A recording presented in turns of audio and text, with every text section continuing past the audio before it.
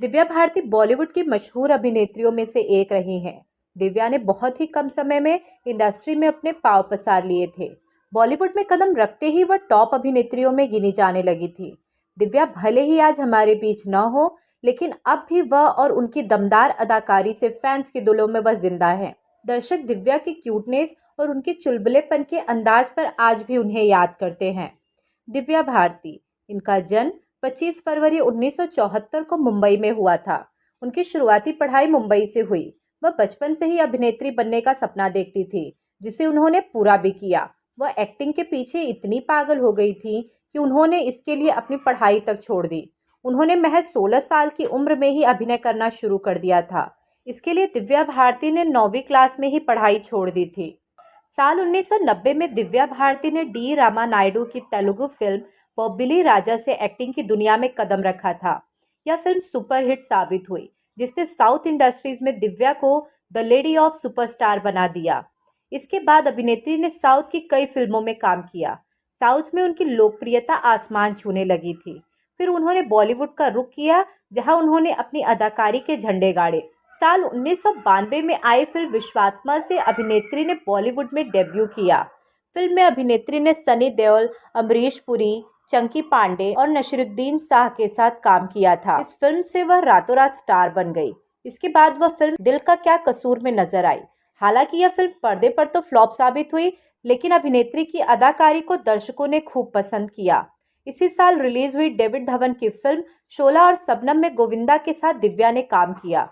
शोला और शबनम उस दौर की सबसे सुपरहिट फिल्मों में से एक थी। इस फिल्म ने दिव्या के करियर में मानो कामयाबी के पहिए लगा दिए। इसी साल दिव्या ने कई फिल्में की, जिनमें दीवाना, जान से प्यारा, दिल आशना है, बलवान, दिल ही तो है, गीत और दुश्मन जमाना शामिल थी। दिव्या को डांसिंग और एक्टिंग का इतना शौक था कि जिसकी वजह से फिल्म मेकर उन्हें अपनी फिल्मों में लेना ज़्यादा पसंद करते थे। एक्ट्रेस माइकल जैक्सन की बहुत बड़ी फ़ैन थी और वे डांस करते समय माइकल जैक्सन के डांस मूव की नकल भी किया करती थी। वे एक क्लासिकल सिंगर थी और उन्होंने अपने कई फिल्मों में खुद ही गाने गाए थे। दिव्या का स्वभाव काफ़ी चुलबुला और मजाकिया था। शाहरुख खान ने भी एक्ट्रेस के बबली नेचर के बारे में इंटरव्यू के दौरान कई बातें शेयर की है। दिव्या भारती ने बेहद ही कम उम्र में वह सब कुछ पा लिया था जो एक सुपरस्टार का सपना होता है। कामयाबी दिव्या के कदम चूम रही थी। दिव्या ने 18 साल की उम्र में साजिद नाडियाडवाला से सीक्रेट शादी कर ली। कहा जाता है कि उन्होंने साजिद से शादी करने से पहले इस्लाम कबूल किया था और अपना नाम सना रख लिया था। दिव्या भारती की मां ने बताया था कि साजिद और दिव्या की मुलाकात फिल्म शोला और शबनम के सेट पर हुई थी। उसी दौरान दिव्या को साजिद भाग गए थे। दिव्या की मां ने उस वाकये को याद करते हुए बताया था, उसी दिन उसने मुझसे पूछा कि मम्मी आपको साजिद कैसा लगा। मैंने बोला अच्छा है। कुछ दिन बाद दिव्या ने फिर से मुझसे पूछा कि मम्मी क्या मैं साजिद से शादी कर सकती हूँ। मैंने कहा कि पापा से पूछो, लेकिन वो शादी के खिलाफ थे। उनके अपने ख्यालात थे। उन्होंने दिव्या को शादी के लिए मना किया। जब वह 18 साल की हुई तो उसने कहा कि मम्मी मैं आज शादी कर रही हूँ, तो आप आ जाओ और साइन करो। मैंने मना कर दिया और कहा कि पहले डैडी को बताओ तब मैं आऊँगी। तो उसने मुझसे कहा कि ठीक है आप मत आओ। फिर शादी के दिन उसने मुझे शाम को बुलाया। कुछ दिन वह वहीं रही और फिर वापस आ गई। दिव्या वापस आकर घर पर रहने लगी। उन्होंने साजिद नाडियाडवाला से शादी की बात किसी को नहीं बताई। कुछ दिन बाद जब दिवाली थी तो साजिद घर पर आया और उसने बताया कि हमने शादी कर ली है। आमतौर पर कोई भी माँ बाप औलाद के ऐसे कदम उठाने पर गुस्सा ही करेगा, लेकिन ओपी भारती, दिव्या भारती के पिता ने उस समय बड़ी ही समझ से काम लिया। दिव्या उनके कलेजे का टुकड़ा थी। वह जानते थे कि दिव्या ने उनके खिलाफ जाकर गलत किया है, लेकिन जो होना था वो हो चुका था और ऐसे में बात को बढ़ाने का कोई फायदा नहीं था। तब ओम प्रकाश भारती ने एक अच्छे पिता की तरह दिव्या को समझाया और कहा कि कोई बात नहीं अगर शादी हो गई है तो, लेकिन वो उन्हें थोड़ा वक्त दे ताकि एक अच्छा बड़ा सा फंक्शन ऑर्गेनाइज करके वह उनकी शादी की घोषणा करे। पिता के मुंह से ऐसी बात सुनकर दिव्या भारती खुशी से फूली नहीं समाई। उन्हें यकीन नहीं हो रहा था कि उनके पापा ने उनकी और साजिद की शादी स्वीकार कर ली है, लेकिन यह खुशी ज्यादा वक्त तक नहीं टिक पाई। शादी के कुछ महीने बाद ही दिव्या भारती की मुंबई में बिल्डिंग से गिरकर मौत हो गई। इसके बाद तो जैसे परिवार पर दुखों का पहाड़ टूट पड़ा। बेटी की लाश को सामने देख पिता ओम प्रकाश भारती और मां मीता भारती की बुरी हालत हो गई।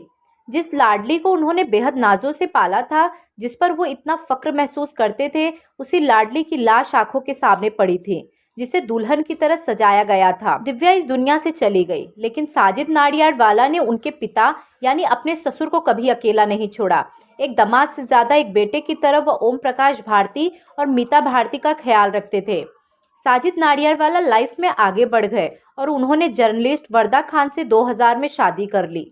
रिपोर्ट्स के अनुसार 5 अप्रैल 1993 को दिव्या चेन्नई से मुंबई के वर्सोवा स्थित घर पर लौटी थी। उन्हें हैदराबाद जाना था, पर पैर में चोट की वजह से वो शूटिंग टाल दी गई थी। फैशन डिजाइनर नीता लुल्ला अपने पति डॉक्टर श्याम लुल्ला के साथ दिव्या के घर पहुंची थी। तीनों मिलकर शराब पी रहे थे। घर में दिव्या की मेड अमृता भी थी। दिव्या लिविंग रूम की खिड़की पर बाहर की तरफ पैर कर बैठी थी। इस पर ग्रिल नहीं लगी थी या पार्किंग की ओर से खुलती थी। ग्रिल पर से उठने की कोशिश में दिव्या का हाथ फिसला और वह 5वीं मंजिल से सीधे नीचे गिरी। नीता, श्याम और अमृता उन्हें लेकर कूपर अस्पताल पहुंचे, लेकिन दिव्या को नहीं बचाया जा सका।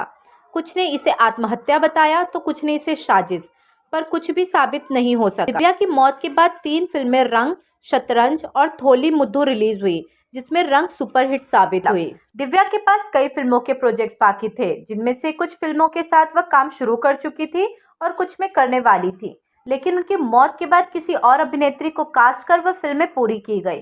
उनमें से एक फिल्म थी लाडला। दिव्या के साथ फिल्म को 90% तक शूट कर लिया गया था, लेकिन उनकी मौत के बाद श्रीदेवी के साथ दोबारा वह फिल्म बनाई गई। उस दौरान कहा गया था कि लाडला के सेट पर श्रीदेवी को अजीबोगरीब अनुभव हो रहे थे, जैसे वह उन्हीं डायलॉग्स पर बार बार अटकती थी जिन पर दिव्या अटका करती थी। फिर कुछ अनहोनी घटनाओं के बाद सेट पर पूजा करवाई गई और शूटिंग को खत्म किया गया था। अभिनेत्री की मौत के बाद उनकी मां ने हैरान कर देने वाले खुलासे किए।